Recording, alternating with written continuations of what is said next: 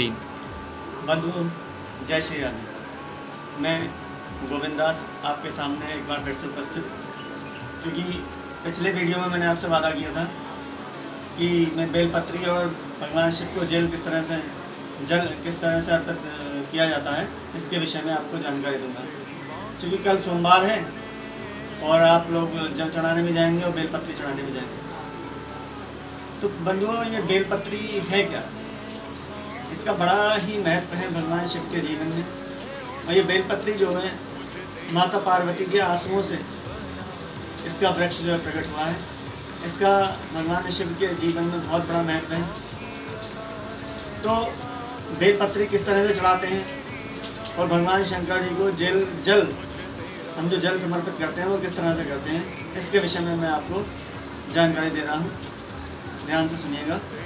देखिए, जब हम मंदिर जाते हैं तो कोशिश ये करें कि जल घर से लेके जाएं, क्योंकि जो लोग मंदिर में जाके, मैंने अधिकतर देखा लोगों को वहाँ बाल्टी भरी रखी रहती है तो वहीं से उठा के जल चढ़ाने लगते हैं और सोचते हैं हमने बहुत बड़ा पुण्य का काम कर दिया। ये हमारा दीपक रखा होता है तो घर से रुई और घी ले जाते हैं, किसी का दीपक उठाया, उसमें दिया बाती बनाई और साफ सोचते हैं कि हमने जो है भगवान को दीपदान कर दिया। तो शास्त्र कहते हैं कि दीपदान क्या चीज़ है? जब तक दीपक आपका नहीं होगा तब तक वो दीपदान आपका नहीं लगेगा। आप कितने ही जीवन भर भगवान शिव के मंदिर में जाकर दीपक बनाते रहना, ऐसे जिस तरह से मैं बता रहा हूँ इस तरह से कभी मत बनाना कि दीपक किसी और का हो और उसमें रुई बाती और घी आपका हो। अपना दीपक ले जाओ, अपनी बाती हो, अपना घी हो, तब तो वो आपका दान लगेगा, वरना जिसका वो दीपक खरीदा हुआ होगा वो दान उसको चला जाएगा। तो मैं बता रहा हूँ कि जब आप घर से जल लेके जाओगे तो वो ज़्यादा महत्वपूर्ण होता है, क्योंकि घर से आप जल नहीं ले गए, मंदिर का जल, मंदिर का नल, मंदिर की ज़मीन आपका है क्या? तो भगवान शंकर भी कहते हैं भैया तू क्यों आ गया, मैं खुद ही लेके जल चढ़ा लेता अपने ऊपर, तो बेकार इतना कष्ट करा। तो इसलिए कोशिश करें कि जल घर से लेके जाएं। और कभी ऐसी मजबूरी हो कि भाई आप जल घर से नहीं ले जा पाए, तो अगर आप मंदिर के नल से जल ले रहे हैं एक लोटे में, तो उसके बदले में 5 रुपये 10 रुपये भगवान की गुल्लक में डाल दें, तो वो जल आपका लगेगा। और अन्यथा पैसे भी नहीं है जेब में आपकी, तो ऊपर भगवान शंकर की जो जलाधारी लगी होती है, आप केवल उसे स्पर्श कर लें तो आपको जलदान का पुण्य प्राप्त हो जाएगा। तो बंधुओं, सबसे पहले मैं आपको बताता हूँ कि जल चढ़ाते कैसे।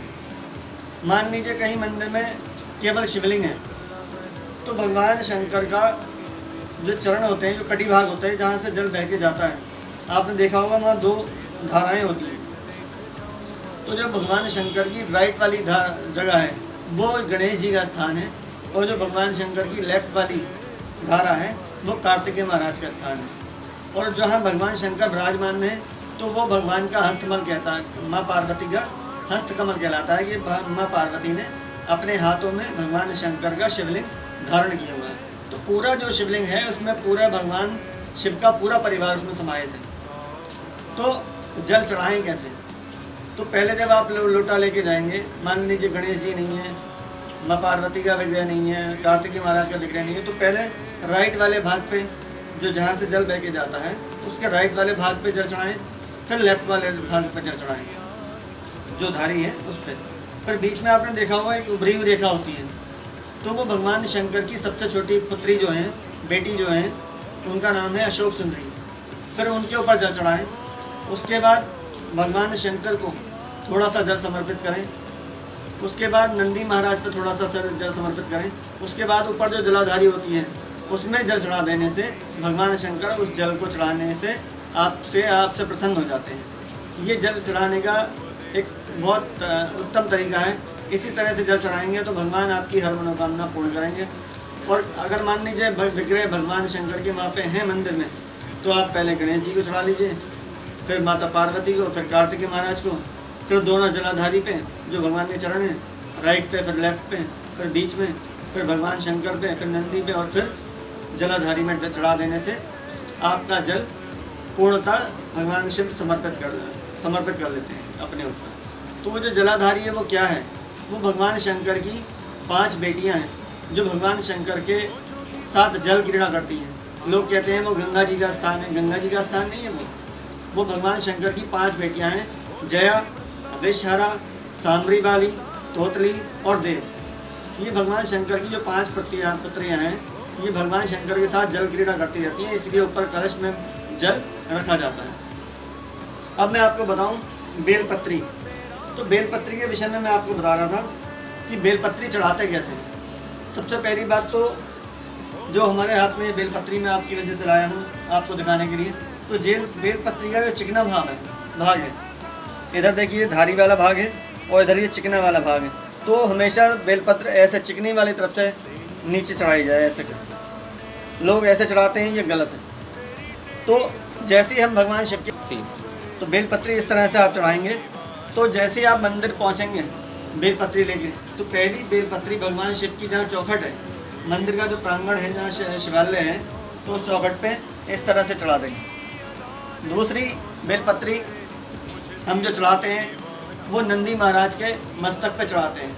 तीसरी बेलपत्री जहाँ से जल बह के जा रहा है, तो उसकी डंडी का भाग अपनी तरफ करके बाहर की तरफ करके चढ़ाते हैं, ऐसे करके। ना कि डंडी बहुत से भगवान शंकर की तरफ कर देते हैं और जो है बेलपत्री की डंडी जो है भगवान शंकर की तरफ कर देते हैं और बेलपत्री का भाग उल्टा चढ़ा देते हैं। तो ऐसा नहीं करना है, ये डंडी का भाग बाहर की तरफ रखना है। और चौथी बेलपत्री भगवान ऊपर जो जलाधारी होती है उस पर चढ़ानी है। और 5वीं बेलपत्री जो बचती है वो भगवान शंकर के शिवलिंग पर विराजमान करनी है। इस तरह से आप 5 पत्ती चढ़ाएंगे। तो आप लोग कहते हैं हमने 1008 पत्ती चढ़ाई, 108 पत्ती चढ़ाई, कोई आवश्यकता नहीं है 1008 चढ़ाने की, 51 चढ़ाने की, 1 लाख चढ़ाने की। केवल 5 पत्तियों से ही भगवान शिव शंभु प्रसन्न हो जाते हैं। इस तरह से अगर आप चढ़ाएंगे तो आपका हर मनोकामना भगवान शंकर अवश्य सुनेंगे और उसको अवश्य पूर्ण करेंगे। तो बंधुओं, आज मैंने ये आपके लिए विशेष जानकारी इसलिए क्योंकि सावन का 14 सोमवार है और फिर आपको जाना होगा मंदिर का, तो कोई गलती ना करें आप जल चढ़ाने में या बेलपत्ती चढ़ाने में, इसलिए मैंने आज को आपको ये बात समझाई। अगले वीडियो में मैं आपको इस गरुड़ घंटी होती है, इसके विषय में बताऊंगा कि इसका महत्व क्या है और इसको कहाँ हमें बजाना चाहिए, जिससे हमारे घर में धन धान्य का वास हो, धन ऐश्वर्य का वास हो, माँ लक्ष्मी का वास हो विष्णु भगवान के साथ। तो बंधुओं, आज के लिए इतना ही। मैं अगले वीडियो में आपसे फिर मिलूँगा। जय श्री राम।